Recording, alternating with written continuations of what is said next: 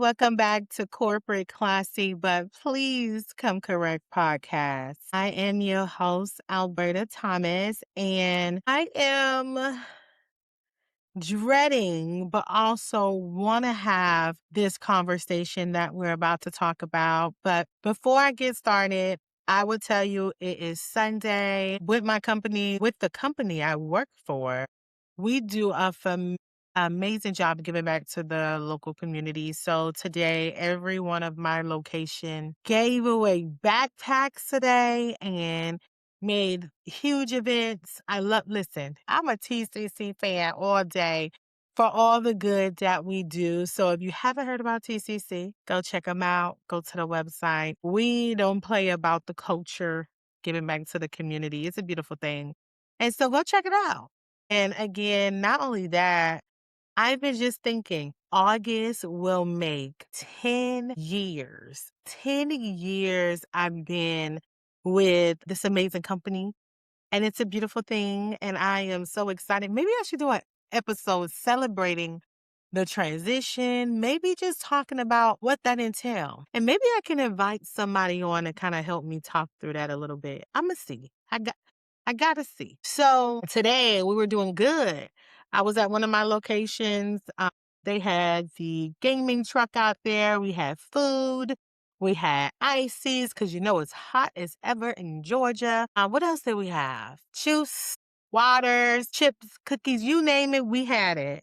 And just being able to connect with the community is a beautiful, beautiful thing. And so we do it every year. Check it out. I always share a flyer every year on my social media page as well, too. So it's a beautiful thing.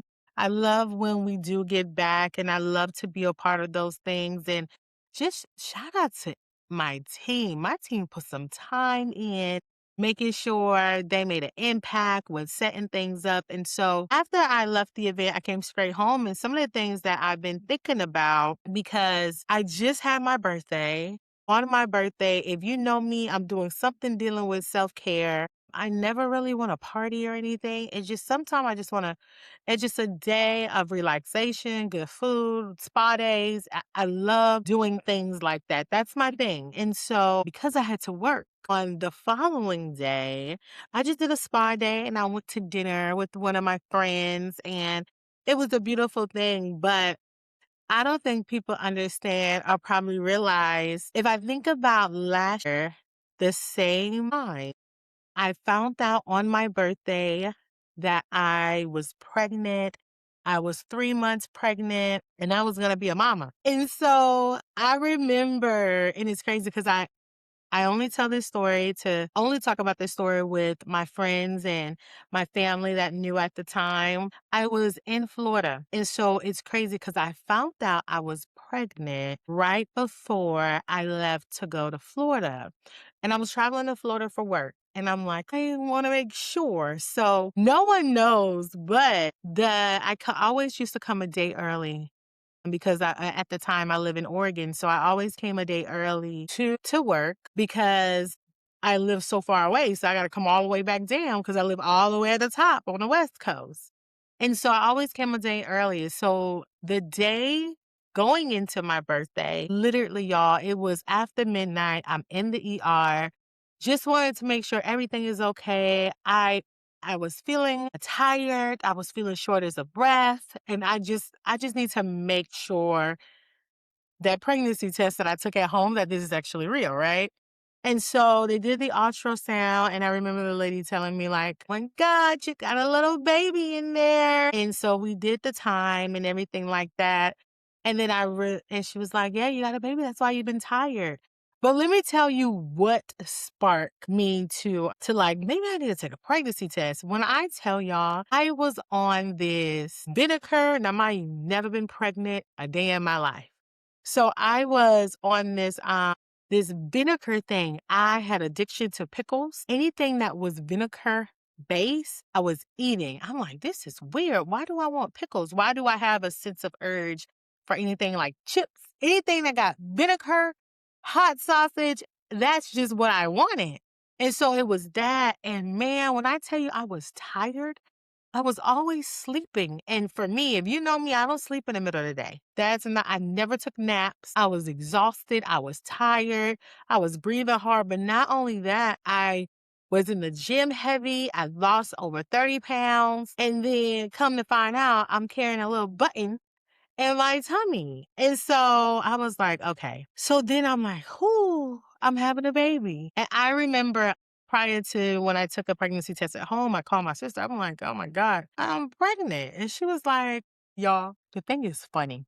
She was like, okay. Like you would think I'm like a child running to tell my parents like, oh my God, I'm pregnant. What am I going to do?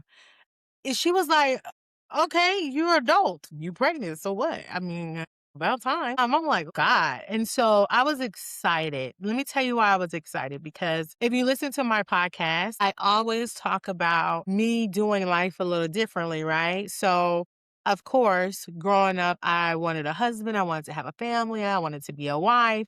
I wanted all of these things in my life. But as I kind of continued to maneuver through life, I'm like, I don't think that's the path for me right now. I don't think in that order, I don't think that's for me right now. And so my mindset, my entire 20s going into my 30s, I'm now 35. It was build your career, build stability, live your life. Those were that was literally that was it. And so if you know me, or if I got into relationships, people will tell you like she work hard. Like she's on a mission. Like she on a mission trying to get things done. Don't get me wrong, sometimes that would be and let me backtrack. In a relationship, sometimes if you don't have a partner that understands that you like to work, you're chasing something, sometimes you may have to pivot, sometimes you may have to move. If you don't have a partner that supports that, then the alignment is off and it's not going to work, right? So you just got to make sure that when you do maneuver life, that you are okay with losing people along the way, or you okay with just, being and going after whatever it is that you want to go after. And so for me, that's always been a thing. Now, in your partner's eyes, it could come off as they're not important, you don't care about the relationship. So you got to be able to find a really nice balance with that to reassure them that yes, you care, but you also on a mission and you also want things and you want the stability. You want to be in a good space. And so it's important that you talk about those things. And so let me get back on topic. So I remember finding out that night. I ended up confirming it with my partner at the time and letting him know, like, listen, we're having a baby. We were excited. When I say we were excited, we was excited that one, it wasn't planned. It just happened. And well, I guess you can't really say it just happened. If you don't use protection, then it's a possibility. And so it was exciting. And I think I was so excited to the point where it was like, oh my God, things in my life are falling into place. Like I did the work, I put my career first, I went through life just building and building and building. And now I got something that's going to slow me down just a little bit and I can build my own family and get to that space. And so it was a beautiful thing. I know I celebrated it. When I was in Florida, I was able to work a little bit. I shared it with some people at the time, but I think people started to kind of realize it because I wasn't drinking alcohol. I was just drinking a whole bunch of water and breathing hard like just breathing hard, just out of breath. And so I think people kind of picked up on it. But yes, I was having a baby. And so I remember I met my family down there in Florida. We did a vacation because I was already there. My partner came down. One of my best friends was there. And so it was a beautiful thing. My family was excited, but also, when you're in that I think it's called first trimester, you don't want to get too excited because anything can happen in that moment. Once you get past that, it's like, okay, this is real. And so I was still kind of in that phase, right? And so I remember coming back home and I remember in the middle of the night, I was starting to feel like really, really bad. And I ended up going to the emergency room and I ended up staying in there. You know when you're going to emergency room and then no one is talking It's like, oh shit, something bad is happening. My partner at the time, he was out of town. So I am going through the motion of these things by myself with my friends on the phone, my sister on the phone, and things of that nature. So I'm just navigating through that. And so when people aren't talking, and so this is how I know. When I went to the hospital the first time on my birthday, when I found out I was pregnant, the lady was excited to talk about you got a button in there, right? And so this go around, when I'm getting the ultrasound, it's like quiet. I'm like, something happened to my baby. Like I already knew it in my mind that something was wrong. And so when you go through the process of that, it's hard. And then again, I was alone besides the phone. This is why I don't sleep on technology, okay? Technology is needed. It is important because I've had moments throughout that whole entire process. And I'm not even going to go into the rawest of the rawest of the rawest details because it was traumatic. Listen, I lost my baby. Do I know why I lost my baby? No. You know what the doctors say? Yeah, it just happens. It just happens. What can you do with that? So going through the process of that emotionally, my God, that was traumatic. And then not only that, not understanding that, oh my God, I'm gonna have to pass this baby on my own. I didn't know I was supposed to be on pain pills. I had nothing. So imagine going through a process for almost 2 weeks, 3 weeks, I would say, just depending on your body.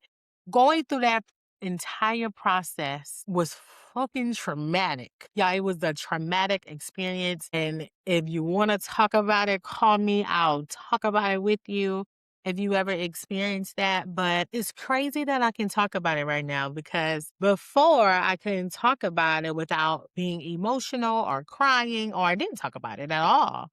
I just kind of kept it and navigated to myself, but it was tough just being able to go through that process, all that pain and the grieving portion of it and the thought process behind it. It was extremely hard. I know I dealt with it for a very long time. I am still not 100%, but as time progressed, I got better and better and better and better. And it's crazy because when things like this happen or you grieving, and I'm gonna tell you a story around grief that I learned from this process. I've learned so much. Like I've learned so much. And so when you're grieving, you don't know what to feel or what to think or did I do something wrong or is this my fault? Should I stay at home? Should I relax?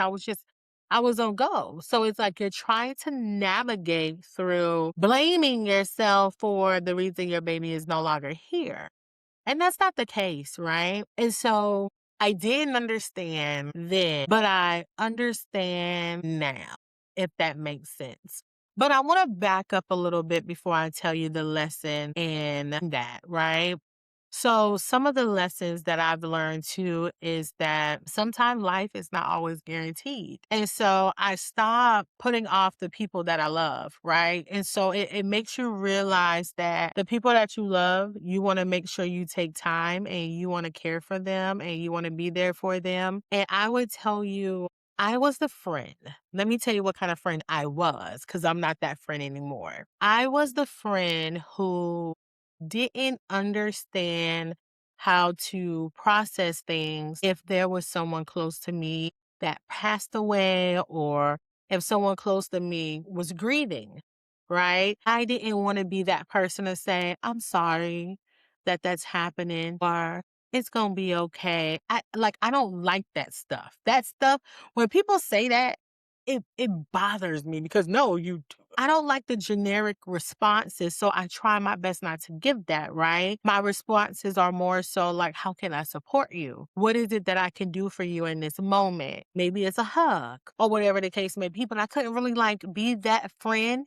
If something really bad happened to that capacity, my friends would probably not call me. That was the old me because I didn't know what to give because that's an emotion that I didn't experience or tap in. So lesson number two right now was that I know now how to process grief, how to respond to grief or how to be there for my friends. Cause I got a lesson. I got a lesson and a blessing in disguise And so now I know how to have the conversations. I know how to stop in a moment and let me pray for you. I know how to get in my car and drive if you close enough to get to you. I know how to maneuver that now. So that's the other lesson. And I would tell you too, when I sit and replay life during the loss, life after the loss, and life currently, God knew exactly what he was doing. He did. Because I would tell you again, in my mind, I know I want to settle down. I know I'm in a spot like, y'all, here's the thing. I'm 35. I know exactly what it is that I want. I know exactly what I want. And so, because I know what I want to get what I want. And sometimes it don't come the way that you think is going to come, but I know what I want. And I know what I'm looking for in a partner. And I know what I want life to look like. I know I want a kid now. You couldn't ask me that. If you asked me that 10 years ago, I might not have. I might not ever no kids. If you know me, Alberta with no kids, zero. I didn't want it. But my sister always told me, when you find the right person, you will want kids. When you get a little bit older, you will probably want kids. And so she didn't lie. She understand again. Why she understands, from experience. And so I know that I want a family. I know I want to be a wife. I know I want all of these things. And the timing wasn't right. And so now when I replay things in my mind and see how he give me little snippets of this is why I didn't give you that baby right now. This is why this took place right now. God was protecting me. And he always do. Listen, hands down, he always protect me and make sure I'm well taken care of. And that's the beautiful thing. That is the beautiful thing about it. And again, in the moments you never know, but with time, you will understand. And he also wanted me to know, listen, you can bear a kid. You can still bear a kid. You can still bear a couple. It's there. You can, just not right now, but you can. So I think it was one of those moments of saying, listen, it's not too late for you. You can still have kids if you want to. And so I think he wanted to be able to just give me a couple of things that I know for myself that I just wanted to know and that I want to have and that I want to experience. But he wants me to experience it in a different type of way. And so I trust that. I trust the process. I trust everything that has happened. I trust all the things. I trust my people that surround me. Listen, I don't think people realize it that I found that I was pregnant on my birthday. So my birthday is already feeling like a little wonky a little bit, but it's my birthday that just passed. I feel more sense of a joy that I did have this little human growing inside of me, a joy that I'm in a place now where I can get on this camera and talk without crying. But I have the best friends. I have books. You can't see, but I'm wrapped up in a blanket right now that my best friend got for me because she knows the exact date where I lost the baby. So I got gifts. I got this little gift on my desk that reminds me of a beautiful baby that I carried for a couple of months. And so I got little moments and things like that. Yes, I get sad sometimes. And so like today, why am I deciding to talk about it today? One, I've been dealing with kids all day. So we had a backpack giveaway, seeing all those smiling faces. It reminded me of my baby that I carried for a couple of months. And so I'm like, you know what? I'm going to talk about it because I'm in a good space. I can do it without crying and I can do it to help someone else understand that talking about it helps, especially when you have a community of people around you who support you and love on you. Don't keep that stuff in, right? You can pray. You can have your moments of breakdown because, man, the amount of breakdowns I was having, or you never knew what you were getting. And I would tell you too, in that experience, right? Because it's so traumatic, like intimacy for me, it died for a second. Like, okay, I'm dramatic. It went away for a second. I didn't want it. I didn't want to be touched. I didn't want a thing. And a lot of times it's important to understand that, keep in mind your partner, a man, he may not understand. He may not understand what you're going through, what your body is going through, mentally what is going through. But make sure you have a partner there too who is just going to be there. Because don't get me wrong, because the emotions are all over the place, he may not know what to do. He may not know how to respond. You may not want a thing. You probably don't want him to talk. You just probably want him to be there. You probably want to hug him a little bit and just be wrapped up and just be. So just make sure that you understand in those moments. And it's crazy because I remember talking to my sister and I was expressing like, he doesn't understand what I've been through. And she was like, listen, men are dumb. And that's what she said. So in the moment, she said, you know what? Men are dumb. Okay. And let me explain.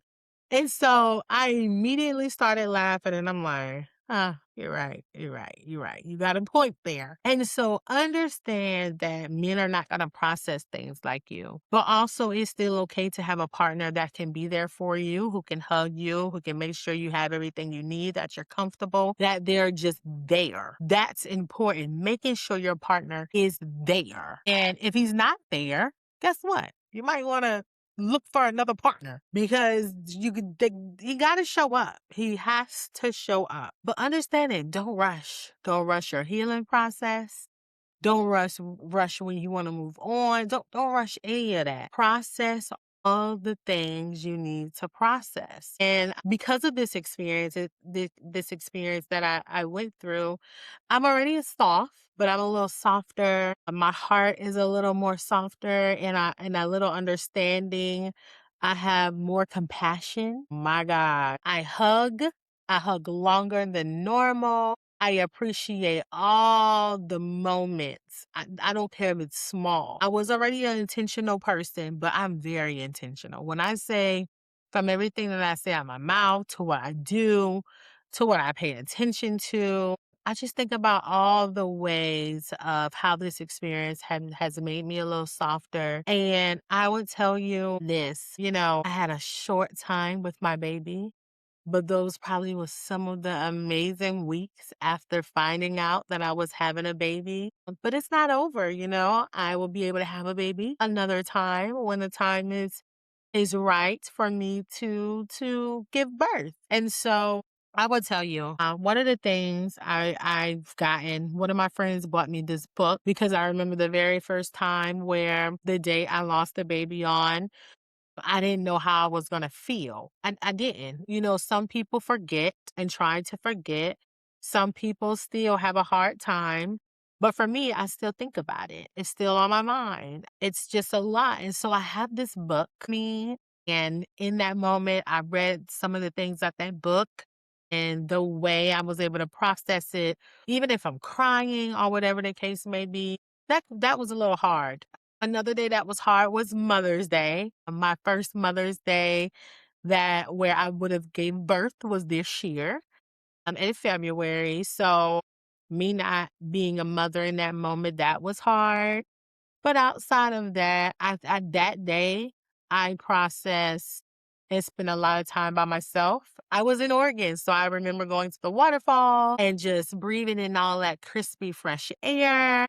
And so it was a beautiful thing. So I went to Oregon for Mother's Day. But with that being said, give yourself grace. Faith will continue to carry you a long way. Life changed me for the better. And I've learned many, many, many lessons. And rest. Take rest. Rest is important. Process all of your emotions and your feelings. Don't hold it in.